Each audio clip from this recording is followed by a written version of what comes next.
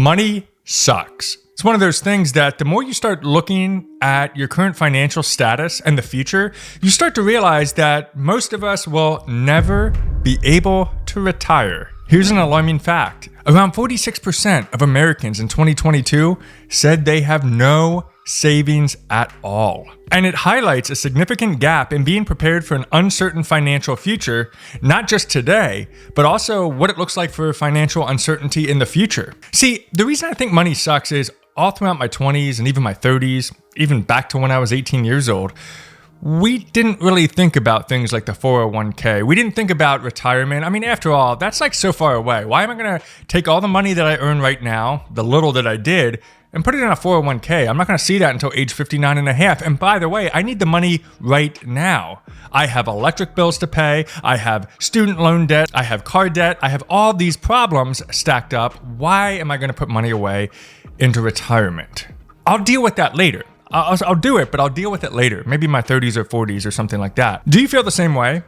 If you do, I'm going to share something that woke me up right around 5 years ago. And the first one is, if we continue to spend money and we're not saving up any money at all, we're going to find ourselves continuously trapped in the ball and chain to a job or to some reliant source of income, which means we don't ever have time to ourselves. And the biggest one, number two, is we lose the power of compound interest. And see, this is the problem I have that nobody sat me down and said, do you realize what's going to happen if you just make some small, little tiny adjustments? The power that compound interest is going to do for you in the future if you start today at age 18 or age 20. So instead of just whining about it, I'm going to bring this video in hopes to inspire more people out there to get started today. Now, you might think to yourself, okay, well, if I don't save up money, if I kind of don't worry about the 401k and I'm just going to use my money now, and then I'll rely on Social Security when I'm older. Here's the issue. There's issues with the Social Security system. Did you know it's projected to become insolvent by the year 2033? Insolvent means, yo, we don't got no more money. You guys are screwed. So to address the shortfall, Social Security, they got to make a decision. They're either going to have to raise payroll taxes by 28% or reduce spending, which means less money for the Social Security beneficiaries, by 21%. Or they're going to have to implement a combination of both of those measures. Otherwise, things aren't looking good. But why is that a problem? Why all of a sudden is it insolvent? Are they blowing the money on something else? What's the deal? Well, this is a very interesting statistic. There's two things. The first one is, did you know life expectancy is remarkably higher? I mean, even take a look at this. In 1840, the average life expectancy back then was a whopping 46 years old. Compare that to 2021, life expectancy average on a high is now at 88 years old. And so people are living longer. And they're sticking around longer, and they need to suck up more money, which means Social Security has to pay out more money. And see, what you need is you need a bunch of people to have jobs to pay into the Social Security tax, so that way we can pay it out to all the older people that need it.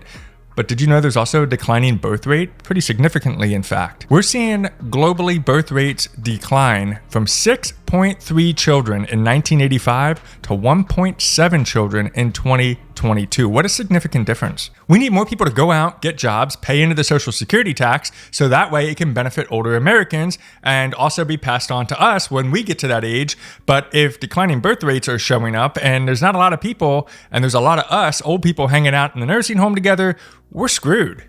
Let's not even get into the fact that AI is starting to replace a lot of jobs. My gosh, I hope AI doesn't replace my job here on YouTube. Hi, this is Bob, AI.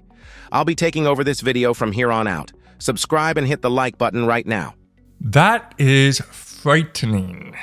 So let's say Social Security fails and you reach the age of 59, 65, 70, whatever age you're at. Are you wrecked? I sure would have been wrecked if I didn't get that wake-up call years ago. See, really the goal here is to pretend that Social Security will never be available. Find ways to build up a nest egg, to build up a ton of money well before we get old, so that way we have control over our money and not have to ever worry about Social Security. Then, if Social Security shows up and it still exists and they figure it out, we'll call that an extra $1,000 or $2,000 a month, and guess what we get to do with that? YOLO! we can do whatever we want. That's pretty cool. It's like a cherry on top of the ice cream. That's a good thing. But if you're going to rely on that and then it screws you, that's dangerous. So if you are saving money and you're focused on financial independence, you might wonder to yourself, how am I actually doing?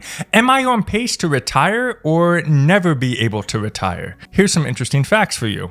In 2022, only 25% of 55-year-olds have over $500,000 in financial assets. We're talking about liquid financial assets, not a home or anything like that. We're talking about cash, money. Only 25% have $500,000. Only 44% of age 55 and older have over $100,000. That's not enough money to live on, let alone the fact of inflation and all these other things. It's just not enough money to sustain a life from the age of 55. Let's say you live to the age of 95. You're completely like, how are you going to live? You're going to live off of like $200 a month? It's just not feasible. So how else do you stack up? Take a look at this website right here by usafacts.org. And it's looking at what I just shared with you. So here we are at the 500,000. We're talking about if you have $500,000 or more in either retirement savings or my favorite, financial assets. We're talking anything from a taxable brokerage account to a retirement savings account. But look at the difference here. So if you go over here to the age of 70 to 74, only 29%, 33%.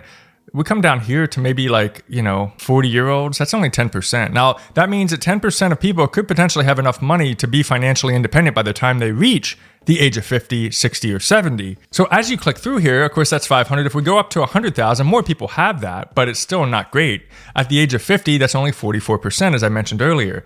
10,000, okay, more people have $10,000, about 70%. But the question would be, how do you live off of $10,000 for the rest of your life? You really don't. It doesn't generate enough cash flow to make your life better. So what I'd like you to do, click the link in the description below. You can check this out for yourself. It's about halfway down this page, and you can click through all these different things and see how you stack up. Now, if you have $1 million right now in financial assets, and let's say you're only like 40-something years old, have a look at this. You're part of the 4%. You should be feeling very, very blessed. And I'd like to actually congratulate you. So drop me a comment down below if you've already achieved that, because that's amazing. That means that you really worked hard. You sacrificed a lot and you deserve some credit, and I would like to give you that credit. But even if you're up here, I mean, if you think about it, like the age of 50, there's only 10 to 15% to 17% of people that have $1 million saved up. And see, the key is when you have $1 million in a savings account, this is what they don't teach us when we're trying to learn about money in high school. They don't teach us the fact that if you have $1 million saved up, your growth in that account and the dividends that you get paid out by an investment account could be enough that you can live off of comfortably $60, $70, $80, $100,000 a year, depending on the size of your net worth and the growth of the stock market. You can live off that money and barely touch your overall balance. We're not talking about drawing down on the $1 million. We're talking about sustainably living off of the assets that you built. And that's why you wouldn't need Social Security at all. You could live off of this, but you got to get started today, no matter what your age is, and you got to really fine tune what you're saving. So here's the question for you. How much do you want freedom? The ability to say, F you, whenever you want to have complete control thanks to your money habits. Well, if you're like, hell yeah, I want that, here's what you have to do. Here are the 2 simple steps. Number 1, we got to be smarter. And I wish I was, but I'm kind of dumb. We got to be smarter and not spend as much money on dumb shit that we buy simply for the fact that we're trying to impress people we don't really like. We're trying to keep up with the Joneses. We're trying to be like, oh, I'm cool too, so I'm going to go out and buy an Audi A6 because everybody around me has these luxury cars and I want to look like I know what I'm doing too. So I'm going to buy an Audi even though it's going to cost me a lot of money. That's actually a true story. I did that because all the other cars parking next to me at the parking lot were a bunch of high-end cars. I couldn't be sitting there with a crapper, right? I had to keep up with the Joneses. What a dumb mistake. Flash forward to a little bit of sensible thinking. I'm like, you know what? I can trade this thing in and get myself a Honda Accord.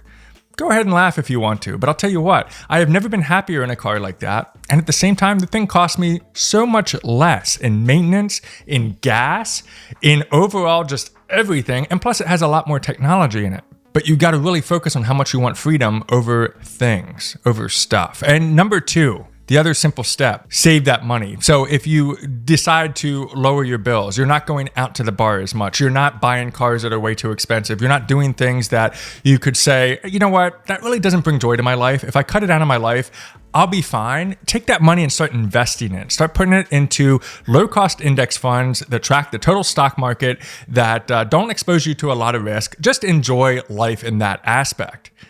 Then over time, you can build up a sizable nest egg. Now, be careful, because when you drink that Kool-Aid, you start realizing how powerful this is, and you're going to want to start saving a lot more money. Speaking from experience, I started with maybe like a couple dollars. In fact, I did $5 a day. I cut out Starbucks and decided to invest $5 a day every single day into the stock market.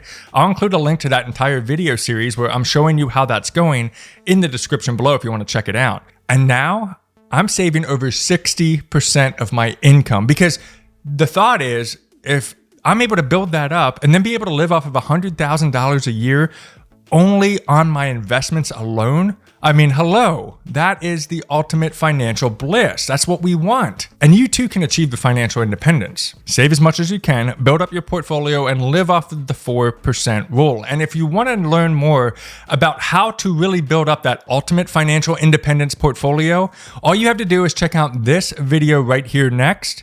And we'll see you on the next video.